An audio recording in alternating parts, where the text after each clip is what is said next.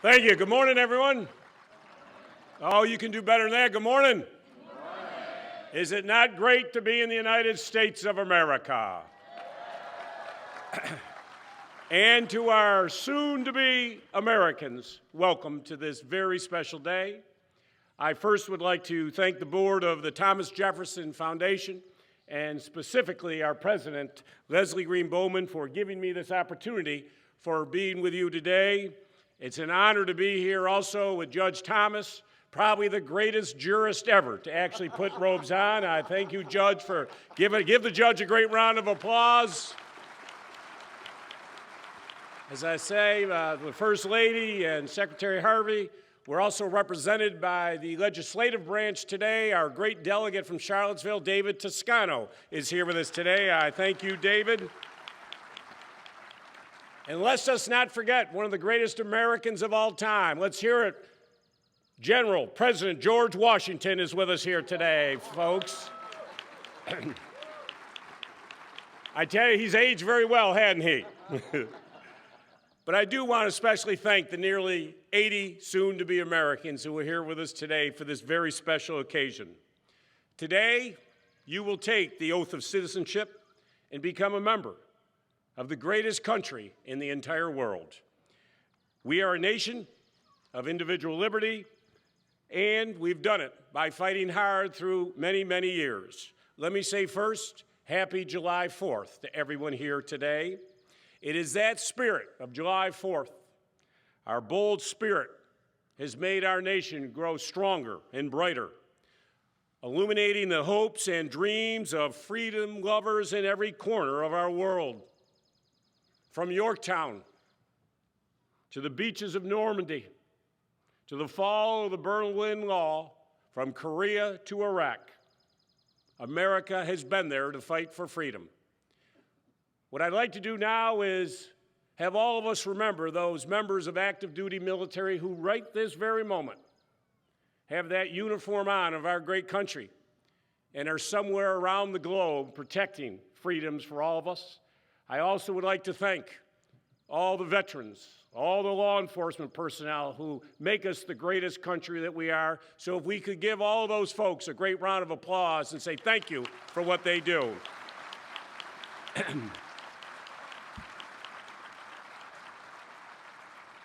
It is fitting that each year we gather here at Monticello to celebrate with men, women, and children who've come from around the globe to become citizens of the United States of America. A visitor to Monticello once observed that Jefferson, quote, placed his mind, like his house, on a lofty height whence he might contemplate the whole universe. And he loved to invite the entire universe to Monticello, have dinner, a glass of wine, or two, or three, and stay for a long visit. Monticello was not only a guest house for the world, but a permanent home for hundreds of works of art and books that shaped this unique man. If Monticello was a reflection of the man, his library provided a glimpse into a mind that was both superhuman and contradictory. Jefferson bought books at considerable expense, actually putting him heavily into debt. But for him, it was worth it. He would send crates of them back from Paris, London, and Amsterdam, send them all here to Monticello, as well as to his friends like Benjamin Franklin and James Monroe.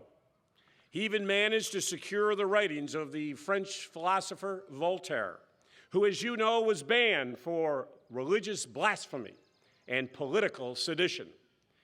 There's no need to ask why Jefferson was willing to tangle with the French authorities and censors to get his hands on that book. The influence of French freedom lovers is woven deep into Jefferson's words in the Virginia Statute of Religious Freedom and the Declaration of Independence.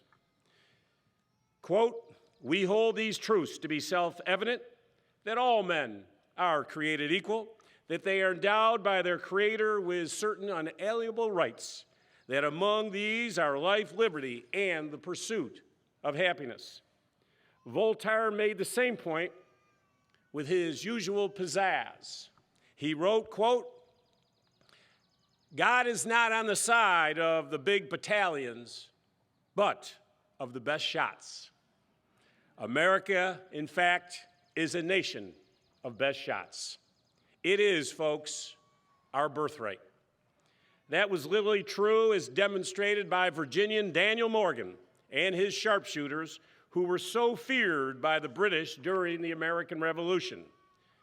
But today I'm speaking in a much broader sense. We are a nation of superlatives. The smartest, the most courageous, and the fiercest risk takers. The earliest settlers didn't risk their lives to come to the New World, hoping that happiness would rain down on them from heaven. They came here to pursue happiness, to hunt it down and seize the endless opportunities that eventually stretched from the Atlantic to the Pacific. It is no coincidence that the frontier was opened by Jefferson's Louisiana Purchase. He was, of course, the quintessential sharpshooter in every imaginable subject that attracted his interest. As you know, he was the governor of Virginia, and he was president of the United States.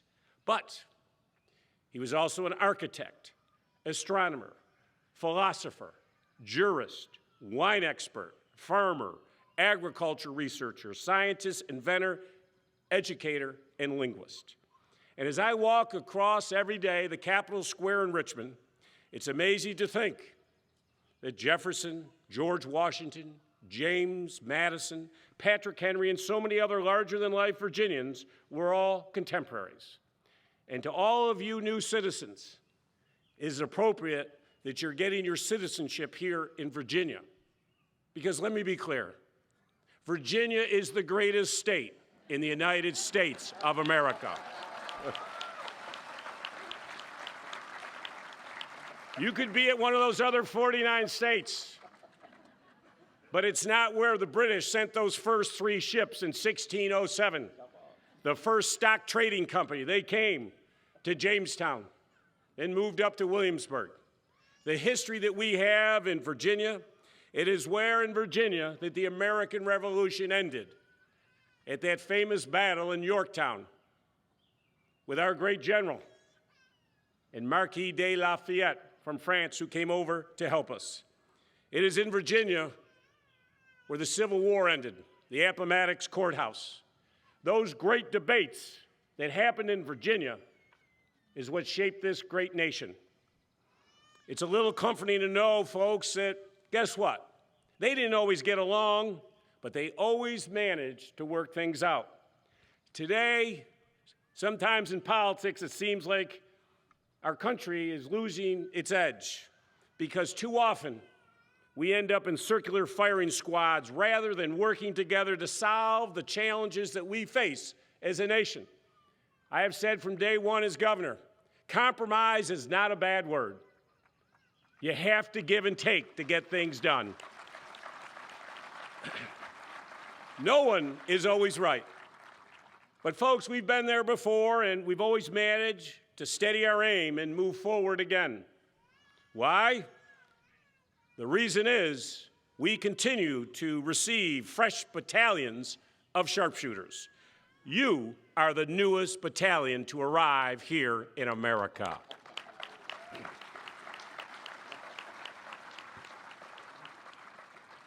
You 80 here are the overachievers from around the globe. You came here because you wanted to live in an entire nation of overachievers. Many of you, as I walked through earlier to have pictures taken with you, thanked me. Let me say, as governor of this great Commonwealth, thank you. Thank you for wanting to become part of our nation. Thank you for bringing your ideas, your enthusiasm, and your momentum. Immigrants are important. They built our nation. Thomas Jefferson himself was the son of an immigrant. But I don't think he could even have fully realized how important future immigrants would be to keeping the America dream in focus. More than any other place on the globe, the United States would not exist if it were not for the contributions both large and small, of immigrants who came to these shores and made their own unique mark on our way of life. Many of us trace our histories back to brave men and women who risked everything to realize that dream. I think of Bartholomew McAuliffe, who left Ireland in the 1800s to try and find a better life for his family. I'm not sure even Bartholomew would have thought that 3 generations later, his great-grandson would be the governor of the Commonwealth of Virginia. Only in America, folks, could this happen. So I thank all of you for believing enough in our great nation to put in the time and effort to become citizens. Each of you has worked hard to be where you are today, to be sitting in those chairs. You all went through a process that was much more rigorous than any of us had to do who were born in this nation. You are here to achieve great success for yourselves and your families. But you also have a responsibility to work together to build a better nation. We need your skills, we need your energy, your innovative spirit, and your faith in the ideals that Thomas Jefferson so eloquently asserted. Now, I've got some marching orders for you, so look sharp out there. We need you to work to build a new economy here in Virginia and across the nation.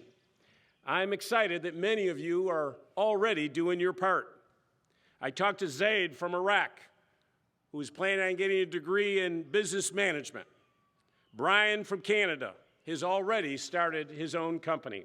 And his wife, Deborah, is teaching the next generation of business leaders right here at the University of Virginia.